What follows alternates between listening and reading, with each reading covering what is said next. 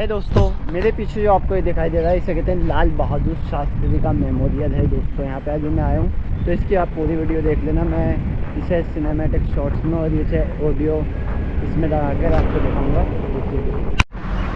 11 जनवरी 1966 Lal Bahadur Shastri Uzbekistan के Tashkent शहर में मारे गए। हार्ट अटैक पड़ा या वो उन्हें जहर दे के मारा गया, ये एक गंभीर सवाल है। कहते हैं उनके मरने के बाद ना ही उनका पोस्टमार्टम हुआ और ना ही उस केस पे इन्वेस्टिगेशन हुई। ये कहानी शुरू होती है जवाहरलाल नेहरू से। जवाहरलाल नेहरू के मरने के बाद लाल बहादुर शास्त्री को इंडिया का प्राइम मिनिस्टर बनाया गया।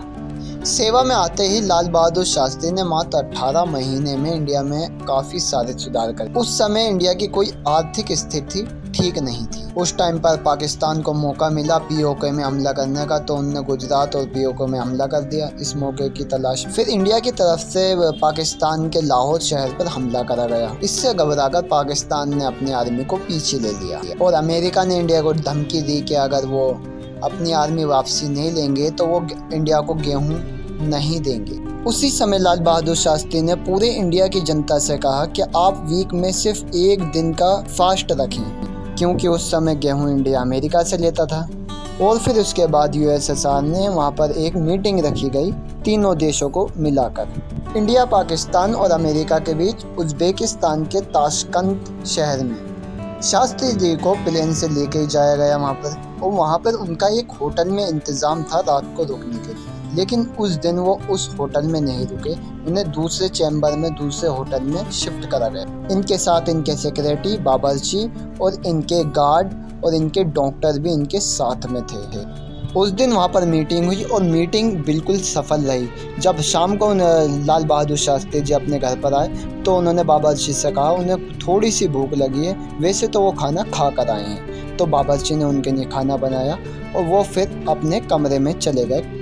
फिर वो खाना खा के पानी पी के लेट गए अपने बिस्तर पे। साथ वाले रूम में जो उनके सिक्योरिटी गार्ड थे वो पैकिंग कर रहे थे। इतनी देर में वो देखते हैं कि शास्त्री जी उनके कमरे में आते हैं अपने सीने पे हाथ रखकर, और वो चिल्ला रहे होते हैं। वो लोग उन्हें उनके कमरे में ले जाकर लेटा देते हैं बेड पर। उसके बाद डॉक्टर आते हैं, वो चेकअप करते हैं, उन्हें हार्ट बीट भी देते हैं, सीपीआर देते हैं, लेकिन कोई फ़ायदा नहीं था। इंडिया के डॉक्टर उन्हें डेड डिक्लेयर करते हैं।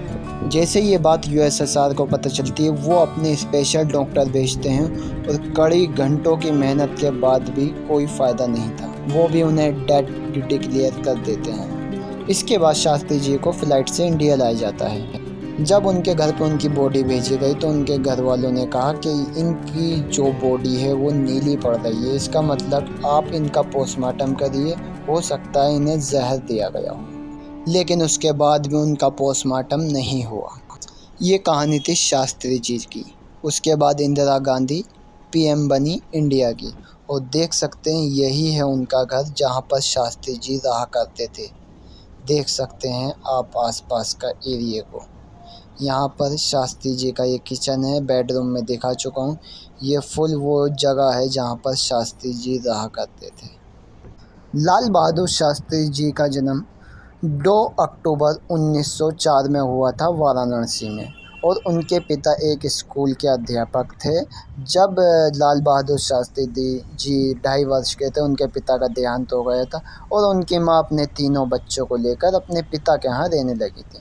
देख सकते हैं यहाँ बिताई थी लाइफ लाल